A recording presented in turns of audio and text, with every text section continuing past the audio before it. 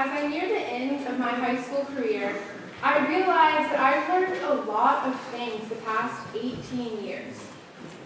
At the age when my hair was still wild and curly, Barney taught me that sharing is caring. And after a very catchy theme song, LeVar Burton from those Reading Rainbow shows on PBS taught me that reading books can take you anywhere without even leaving your seat. I also learned that rolling backpacks weren't a good idea. And that I probably wasn't going to go to Hogwarts. And as long as I had my stuffed lamb by my side, everything was probably going to be okay. In middle school, I learned how to open a locker and move from class to class. I even learned how to play the trombone. And after attending numerous sleepovers, I learned that I'm definitely not a night owl. I learned many lessons in high school too. Some were harder to learn than others. For example, I learned that maybe if I had actually read the book, the essay wouldn't be as nearly as hard to write. And you know that trombone I learned to play in middle school? Well, this time, I learned to play it while marching around a football field.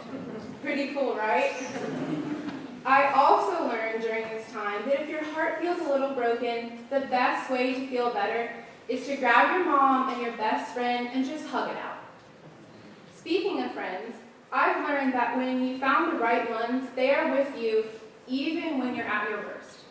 I have been very lucky to have had people walk into my life that handle me at my darkest moments, which I've learned are most often when I haven't had enough sleep.